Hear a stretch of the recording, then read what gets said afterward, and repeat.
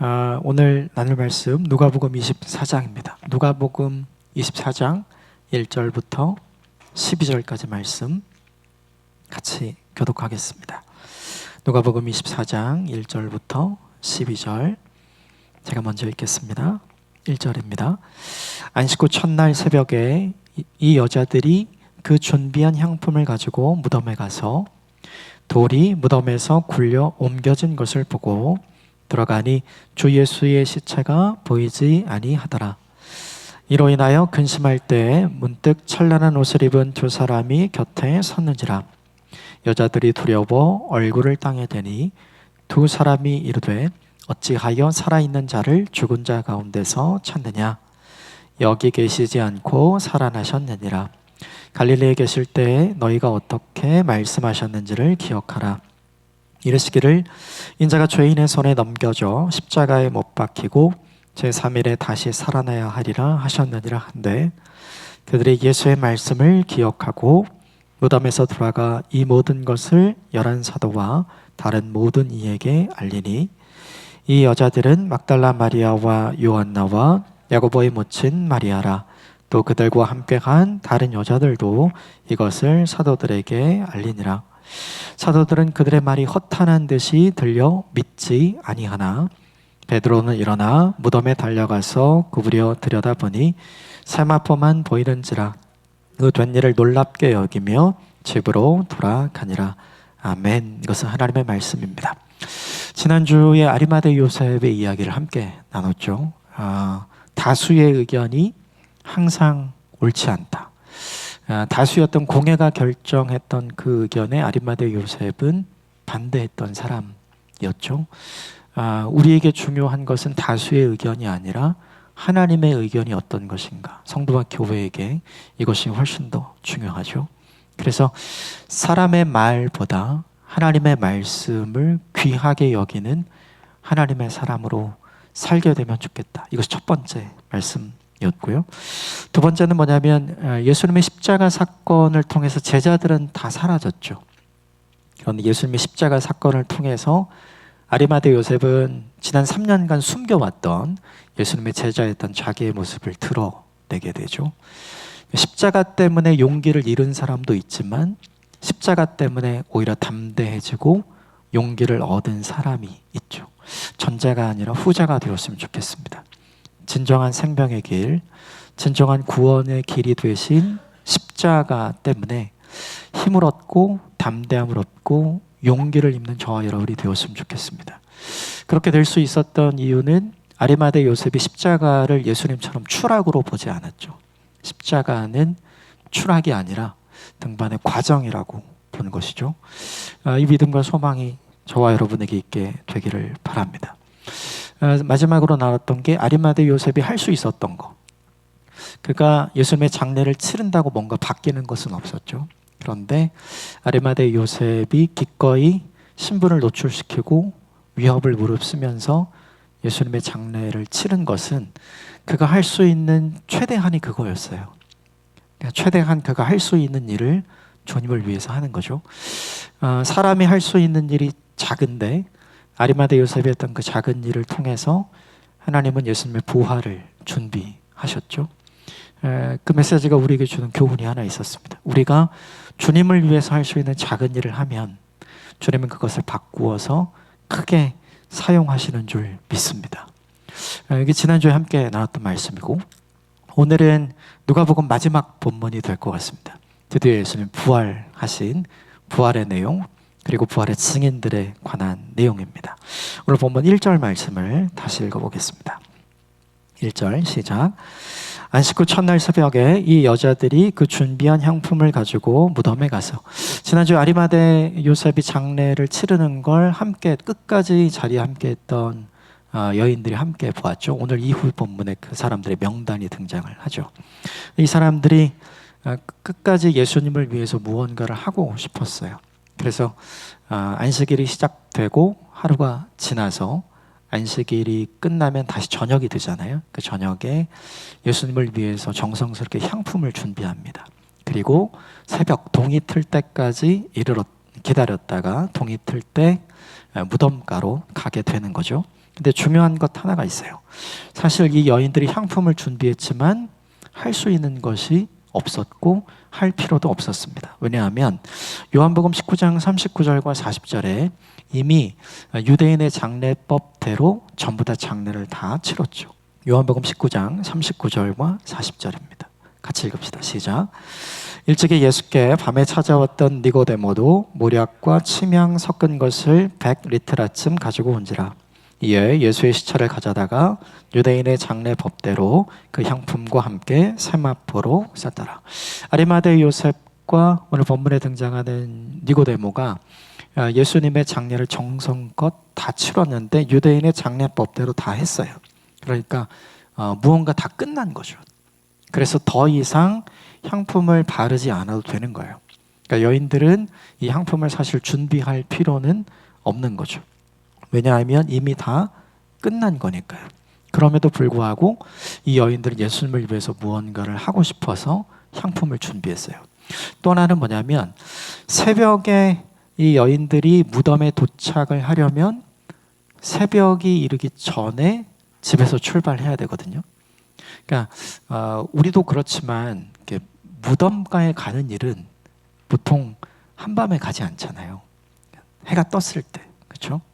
왜냐하면 두렵잖아요. 여인들도 마찬가지였죠.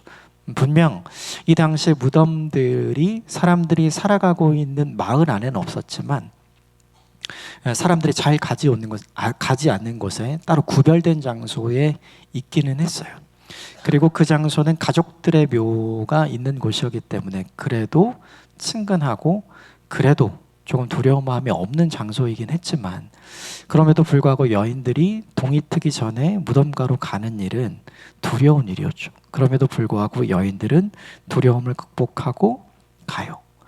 그런데 여인들에게 가장 큰 문제는 뭐냐 하면 가도 무덤 안으로 들어갈 수가 없다는 것이 현실적인 큰 문제였어요. 마태복음은 이 본문을 우리에게 이렇게 가르쳐 주는데 마태복음 27장 62절부터 66절까지 말씀을 좀 읽어봅시다. 같이 읽어보겠습니다. 시작. 그 이튿날은 준비일 다음일이라 대제사장들과 바리새인들이 함께 빌라도에게 모여 이르되 주여 저 속이던 자가 살아있을 때 말하되 내가 사흘 후에 다시 살아나리라 한 것을 우리가 기억하노니 그러므로 명령하여 그 무덤을 사흘까지 굳게 지키게 하소서.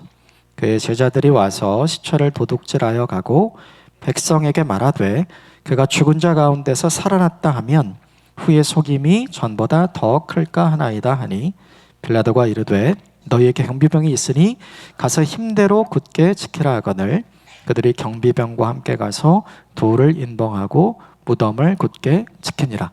장례가 다 끝나고 무덤을 2톤 정도 되는 돌로 막았습니다. 그리고 거기에 인장을 찍어서 그 누구도 열 수 없게끔 만들어 놓은 거죠. 그러니까 이 새벽에 여인들이 가서 무덤에 다다른다 하더라도 무덤 안으로 들어가서 그들이 준비한 향품을 예수님의 시신에 바를 수는 없는 거예요. 그러니까 총체적으로 정리를 해보면 여인들이 무덤가로 가는 일은 사실은 할 필요가 없는 일이었고 가도 무언가 할 수 있는 일이 아무것도 없었어요. 그럼에도 불구하고 여인들은 향품을 준비했고 두려움을 극복하고 동이 트기 전 한밤중에 무덤을 향해서 출발했고 그리고 가도 들어갈 수 없는 그 무덤가에 예수님을 보고자 하는 마음으로 가는 거죠. 이 본문이 중요하게 우리에게 보여주는 게 뭘까 생각을 해보면 여인들이 하는 일은 하나도 실현 불가능한 일이었어요. 전부 다 실현 가능한 게 아무것도 없었죠. 그런데 그 일을 하잖아요. 왜 그럴까 생각해보면 사랑하는 마음 때문에 그런 거죠. 같이 한번 따라해 주시겠어요? 사랑하는 마음. 이 사랑하는 마음이 있으면 세 가지 이 일을 하게 되는 것 같아요. 여인들이 했던 일인 것 같아요. 하지 않아도 되는 일을 해요. 사랑하면 내가 굳이 하지 않아도 되는 일을 내가 사랑하는 사람을 위해서 준비하고 하게 되잖아요. 이 여인들이 준비했던 향품이 마찬가지죠. 이미 다 장례법대로 장례가 끝나기 때문에 더 할 필요가 없어요. 그럼에도 불구하고 한 번이라도 더 만져보고 싶고 한 번이라도 더 보고 싶은 마음이 여인들에게 있었기 때문에 그걸 준비한 거죠. 또 하나는 사랑하면 두려움이 사라지잖아요. 용기가 생기잖아요. 그러니까 그 새벽에 동이 트기 전에 무덤가를 향해서 출발할 수 있는 용기가 이 여인들에게 생긴 거고, 또 하나는 사랑하면 할 수 없을 것을 알면서도 준비해요. 이걸 내가 전달하지 못할 걸 알면서도 준비하는 거예요. 그에게 뭔가를 해주지 못할 걸 알면서도 준비하는 거죠. 왜냐하면 사랑하기 때문이죠. 이 본문을 보면서 여인들의 모습에서 간절히 보이는 게 뭐냐면 주님을 얼마나 사랑했는가. 그런데 이 본문을 보면서 생각나는 또 한 부류의 사람들이 있어요.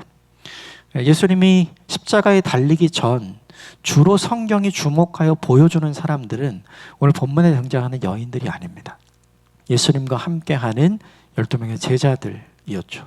쉽게 말하면 예수님이 승승장구할 때 성경이 항상 비추어주는 사람들은 누구냐면 예수님 옆에서 예수님과 함께 동행했던 예수님의 제자들이에요.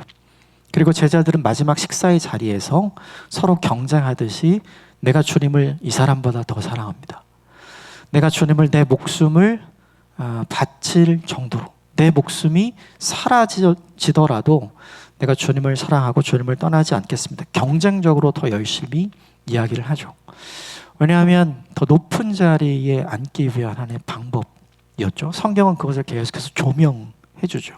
그런데 오늘 이 본문이 우리에게 보여주는 건 뭐냐면 예수님이 추락했을 때, 예수님이 승승장구할 때가 아니라 예수님이 십자가에서 이제는 다 끝난 것처럼 추락했을 때, 그때 예수님 곁에 있으려는 사람이 누군지를 보여주는 거죠. 그럼 되게 중요한 게 있어요.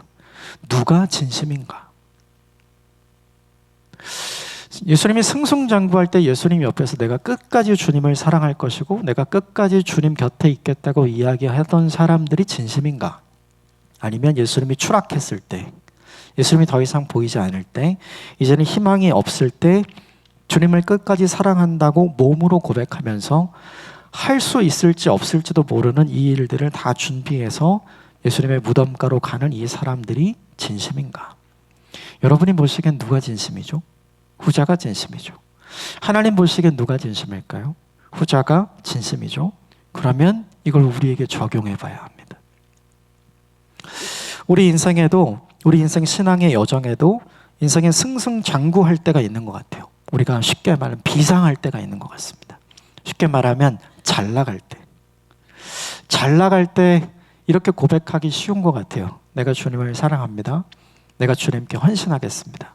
내가 주님께 내 인생을 온전히 드리겠습니다. 저도 그랬던 것 같아요. 그런데 내 인생이 추락하는 시점을 볼 때, 혹은 내 인생에서 하나님께서 아무것도 안 하시는 것처럼 보여서 내 인생을 향한 계획을 하나님이 쓰레기통에 버리신 것처럼 보이는 상황이 우리에게 있는 것 같아요. 그때 내가 하나님께 어떻게 나의 사랑을 보여드리는가? 제가 이 본문을 가만히 보면서 지난 2년 동안의 저의 모습을 곰곰이 생각해 봤어요.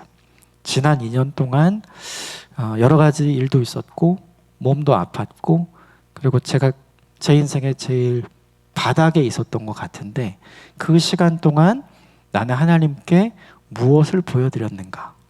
곰곰이 생각을 해보니까 오늘 본문의 여인들이 보여주었던 하지 않아도 되는 일을 하는 거 저에게 없었더라고요. 그리고 내가 평상시 가지고 있었던 자신감도 없어지고 두려움 속에 그냥 있었더라고요. 그리고 무엇보다 주님을 위해서 무언가 하지 않으려고 하는 제 모습이 있었더라고요. 제가 이 모습을 보면서 정직하게 이 여인들의 모습과 저의 모습이 대비되는 시간을 보게 된 거죠. 이것이 동일하게 우리에게도 적용되는 것 같아요. 나의 인생의 신앙의 여정에서 우리가 비상할 때도 있고 우리가 추락할 때도 있어요. 그런데 그때 내가 하나님께 대하여 어떠한 태도와 어떠한 자세를 보이는가? 우리가 항상 하나님께 대하여 사랑을 표현할 수 있는가? 가장 중요한 건 우리의 진심이 언제 드러나냐 하면 우리의 삶에 가장 힘들고 어려울 때, 마치 내 인생에 추락하고 있는 것 같은 느낌이 드는 그 순간에 우리가 하나님께 대하여 무엇을 고백하고 있는지를 살펴보면 우리가 알게 되는 것 같아요. 우리는 항상 하나님에 대해서 진심을 알아주시는 분이라고 생각해요. 당연하죠. 하나님은 우리의 중심을 보시는 분이시니까요. 근데 문제는 우리가 우리의 중심을 우리가 좋을 때와 우리가 나쁠 때 동일하게 지키지 못하는 것 같아요. 이 본문이 우리에게 보여주는 도전이 무엇이냐면 가장 힘들고 어려울 때에도 자신의 진심을 주님 앞에 전하기 위해 굳이 하지 않아도 되는 일을 하고 두려움을 넘어 용기를 내며 주님이 받으실 수 있을지 없을지도 모르지만 그것을 준비하는 여인들의 모습을 보면서 회개하게 되고 반성하게 되고 우리 자신의 인생에 도전하게 됩니다. 예수님이 십자가에서 추락하셨어요. 이 본문의 요때까지는 그렇습니다. 그런데 그게 진짜 추락이 아니죠. 비상이 있잖아요. 우리 인생도 마찬가지일 거라 믿습니다. 우리 인생도 잠시 추락하는 때가 있는 것 같고 우리 인생도 잠시 힘들고 어려운 때를 지나갈 수 있는 것 같아요. 그런데 그것이 끝이 아니라는 기대와 소망이 저와 여러분에게 있게 되기를 주님의 이름으로 축복합니다. 그런데 그때 그 순간에 그 기간에 우리의 진심을 하나님께 바로 보여드릴 수 있는 기회라는 걸 잊지 않았으면 좋겠습니다. 같이 한번 따라해 주시겠습니까? 내가 가장 어려울 때 나의 진심이 드러납니다. 내가 가장 힘들고 어려울 때 하나님을 향한 사랑의 진심이 제대로 전달되고 하나님이 감동하시고 기뻐하실 수 있는 사람으로 하나님께 인정받게 되기를 주님의 이름으로 축복합니다. 말씀을 준비하면서 이 여인들이 굉장히 부러웠고 이 여인들에 빗대어 저의 모습을 보니 굉장히 부끄러웠어요. 저와 같은 인생을 살지 않으셨으면 좋겠습니다. 본문 2절과 3절 같이 읽어보겠습니다. 2절, 3절 같이 읽읍시다. 시작. 돌이 무덤에서 굴려 옮겨진 것을 보고 들어가니 주 예수의 시체가 보이지 아니하더라. 우리가 아까 여러 가지 다른 추가 본문에서 읽었던 것처럼 여인들이 무덤가로 가도 무덤가에 들어갈 수 없었어요. 임봉해놓고 군인들이 지키고 있었기 때문에. 그러니까 여인들은 내가 들어갈 수 있을 거라는 확신을 가지고 간 게 아니에요. 그냥 간 거예요. 사랑하는 마음으로 못 들어가면 그냥 멀리서라도 무덤가라도 보고 싶은 마음으로 간 거죠. 그런데 여인들이 가서 본 것이 있죠. 돌이 굴려져 있었어요. 그리고 군인들도 없었고 무덤은 비어 있었고 어떤 일인가 걱정이 생겼죠. 그때 천사를 만나게 됩니다. 4절부터 7절까지 같이 읽어보겠습니다. 시작. 이로 인해 근심할 때에 문득 찬란한 옷을 입은 두 사람이 곁에 섰는지라. 여자들이 두려워 얼굴을 땅에 대니 두 사람이 이르되 어찌하여 살아있는 자를 죽은 자 가운데서 찾느냐. 여기 계시지 않고 살아나셨느니라. 갈릴리에 계실 때 너희에게 어떻게 말씀하셨는지를 기억하라. 이르시기를 인자가 죄인의 손에 넘겨져 십자가에 못 박히고 제3일에 다시 살아나야 하리라 하셨느니라 한데, 천사가 이 여인들에게 이야기를 해줍니다. 주님이 살아나셨다. 왜 살아있는 자를 죽은 자가 있는 무덤에서 찾는가? 살아있는 자는 무덤 속에 있을 필요가 없는 거잖아요. 천사가 그 이야기를 하는 거죠. 이 이야기를 들으면서 여인들은 굉장히 충격을 받았어요. 왜냐하면 예수님이 없어졌다고 생각한 거지 예수님이 부활했다고 생각한 건 아니었기 때문이죠. 그래서 그 생각을 하고 있는 여인들에게 천사가 이야기해 준 거예요. 예수님께서 너희에게 이미 말씀하시지 않았냐? 말씀하신 대로 부활하셨다. 같이 한번 따라해 주시겠어요? 말씀하신 대로 부활하셨다. 오늘 본문 7절에 있는 이 말씀이 예수님 생전에 말씀하셨던 이야기 중 하나인데, 누가복음 9장 22절의 말씀을 같이 좀 읽어보겠습니다. 누가복음 9장 22절 함께 읽겠습니다. 시작. 인자가 이르시되 인자가 많은 고난을 받고 장로들과 대제사장들과 서기관들에게 버림받되어 죽임을 당하고 제3일에 살아나야 하리라 하시고, 예수님께서 제자들과 많은 사람들에게 나의 죽음과 나의 부활에 대해 아주 구체적으로 이야기해 주셨고, 누가복음 9장 22절에 있는 대로 예수님의 십자가 처형이 그대로 진행됐죠. 이 모습을 이 천사의 이야기를 듣고 있는 여인들은 그대로 다 본 거죠.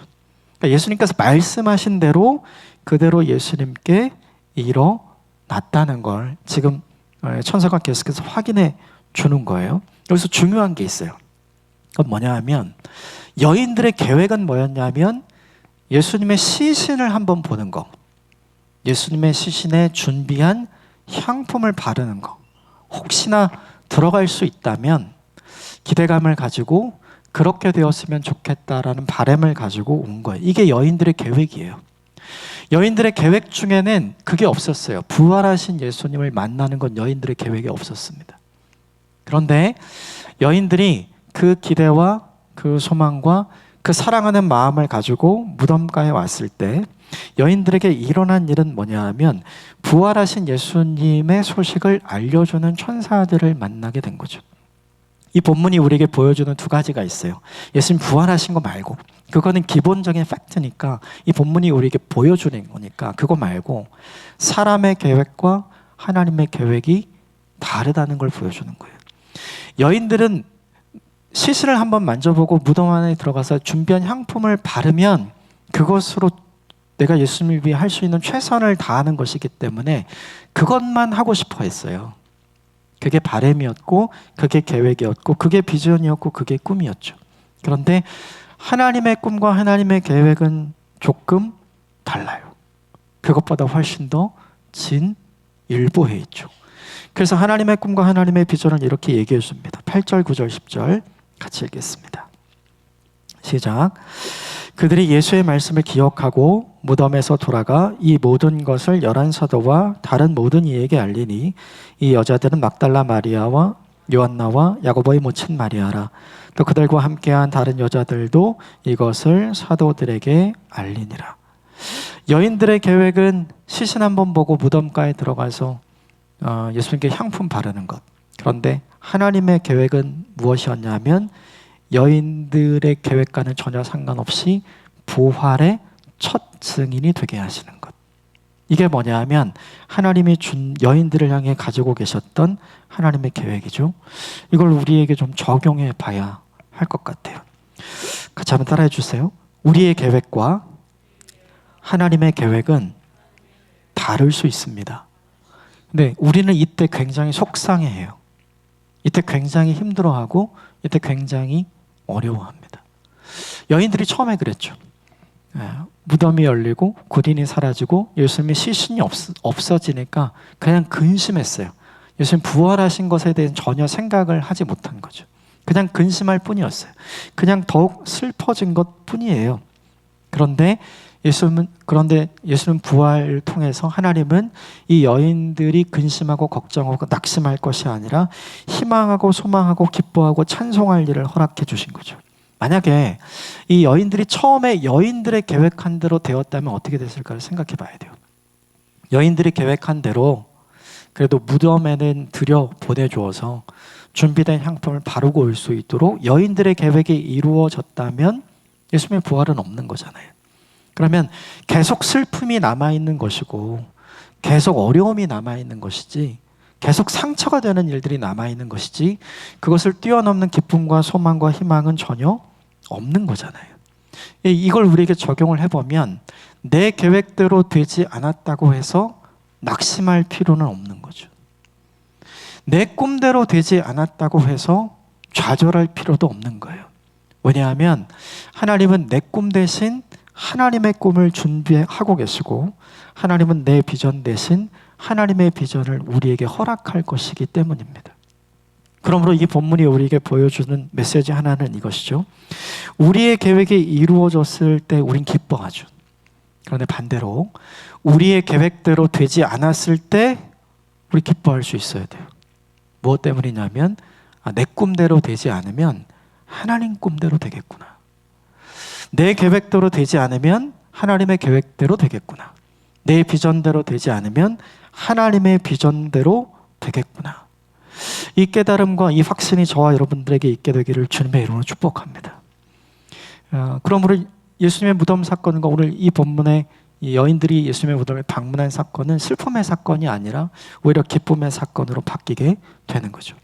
또 하나, 이 본문의 여인들의 모습을 통해서 우리가 볼 수 있는 것 하나가 있어요. 그게 뭐냐면 천사들의 말을 듣고 여인들은 예수님이 부활하셨다는 것을 기억해내죠. 예수님이 생전에 부활에 대해서 말씀하셨었지라고 기억을 하죠. 그럼 반대로 그 말을 듣기 전까지는 그걸 기억하지 못했던 거죠. 왜 말씀이 기억이 나지 않았을까를 생각해 봐야 돼요. 이유는 딱 하나죠. 큰 슬픔 때문입니다. 같이 한번 따라해 주시겠어요? 슬픔은 주님의 말씀을 잊게 만듭니다. 이게 우리에게도 오는 것 같아요. 내 인생의 큰 슬픔이나 내 인생의 큰 좌절이나 내 인생의 큰 어려움은 하나님의 말씀을 잊어버리게 만든 것 같아요. 이게 우리에게 찾아오는 현실적인 문제인 것 같아요.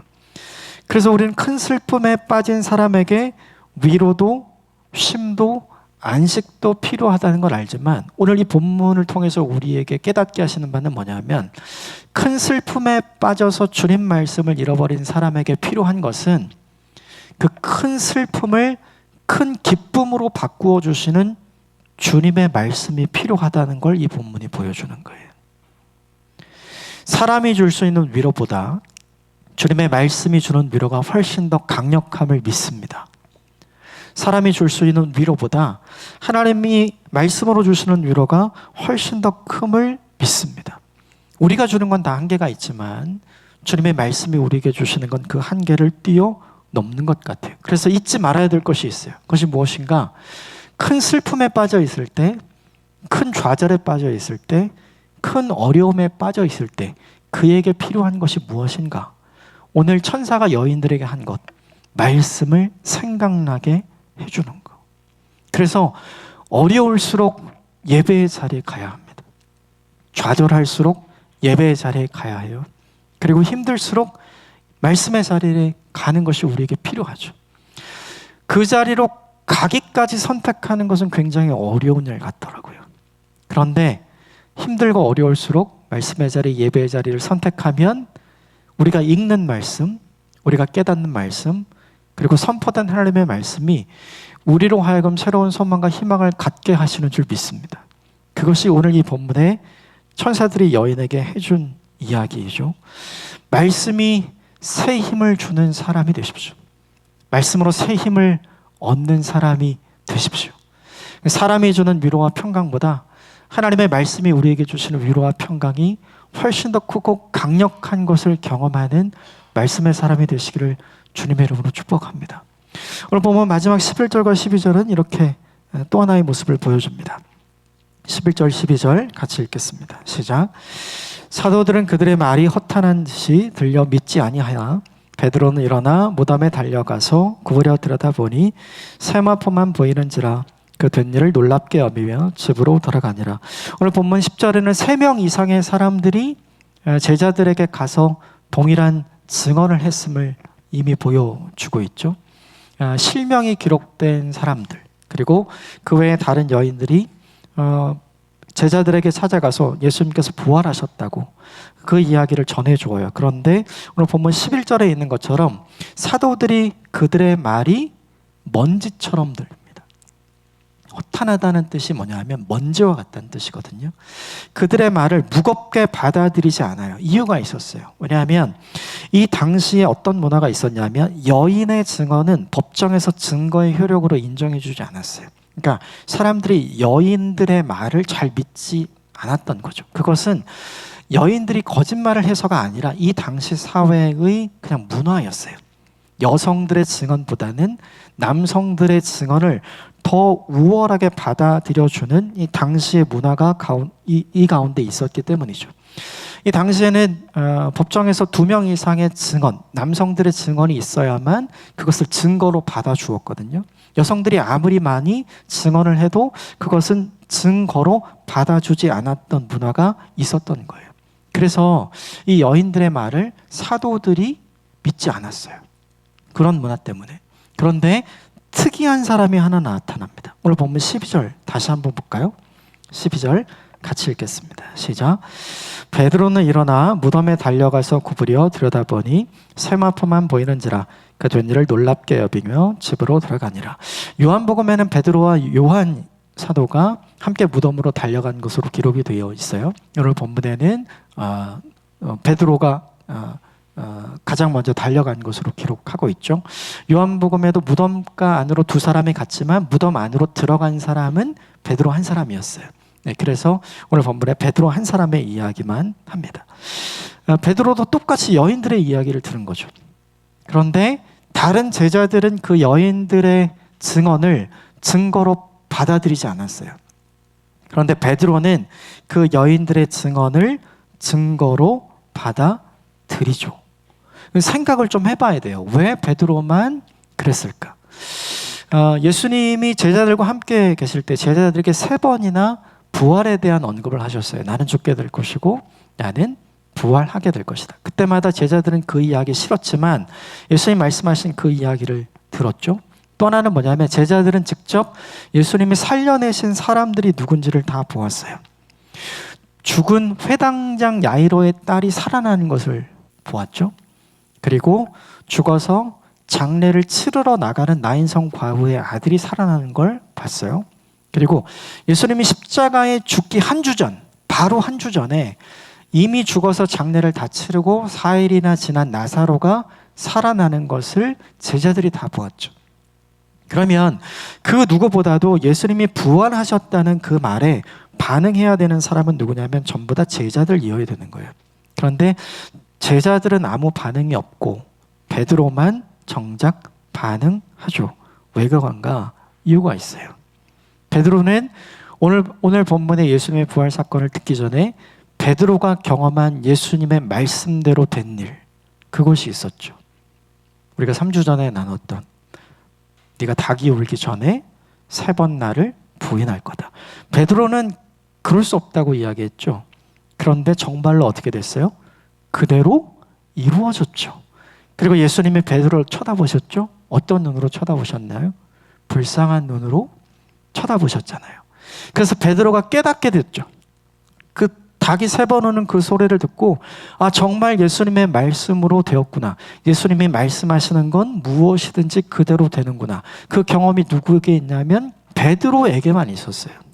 베드로만 실패한 경험이고 실수의 경험이지만 예수님의 말씀대로 된다는 게 베드로의 마음속에 각인되어 있는 거예요. 그런데 여인들이 와서 뭐라고 얘기해요? 예수님이 생전에 말씀하셨던 것처럼 예수님께서 부활하셨습니다 라고 이야기를 하니까 베드로가 그때 깨달은 게 있어요. 그게 뭐냐 하면 대제사장과 장로들은 예수님을 십자가에 못 박을 수 있었지만 대제사장과 장로들이 예수님의 부활을 막지는 못하는구나. 이걸 깨달은 거죠. 그래서 베드로는 무덤가로 달려간 거예요. 그리고 열려진 무덤 안으로 들어가서 세마포를 본 거죠. 그리고 오늘 본문 12절에 있는 것처럼 그 된 일을 놀랍게 여기면서 이 마음에 새겼다는 뜻이거든요. 마음에 새기고 돌아가는 거죠. 여러분, 이것이 되게 중요해요. 뭐냐 하면 예수님의 부활이 누구를 깨우는가? 우리는 다른 제자들의 부인과 도망한 건 어떻게 부인하고 어떻게 도망가는지 모르잖아요. 그런데 베드로는 우리가 명확히 알죠. 그래서 우리는 이런 마음이 있어요. 다 똑같지만 특히 베드로 더 나쁜 사람이라는, 더 나쁜 제자라는 그런 마음이 있거든요. 근데 오늘 본문에는 예수님의 부활을 통해서 누가 다시 살아나는 걸 보여줍니까? 베드로가 다시 살아나는 걸 보여주죠. 예수님의 부활은 예수님만 살아난 거를 이야기하는 게 아니에요. 예수님의 살아나심으로 실수했던 사람, 실패했던 사람이 함께 살아나는 걸 이 본문이 우리에게 보여주는 거죠. 우리도 다 실수하고 우리도 다 실패하잖아요. 그런데 우리가 실수하고 우리가 실패하지만 그럼에도 불구하고 우리가 믿음으로 다시 회복할 수 있는 방법은 딱 하나예요. 그것은 뭐냐 하면 오늘 베드로가 실수하고 실패했지만 주님의 말씀대로 이루어진다는 것을 경험한 것처럼 우리도 우리 인생을 살아가면서 예수님의 말씀대로 이루어지는구나라는 걸 경험하고 살아가면 실수한 인생이라도 실패한 인생이라도 하나님이 그것으로 끝나지 않게 하시고 새롭게 시작하신다는 걸 오늘 이 본문이 보여주는 거죠. 오늘 본문에서 예수님의 부활에 대한 논증은 이 본문 자체가 하고 있지 않아요. 그건 우리에게 필요 없는 것 같아요.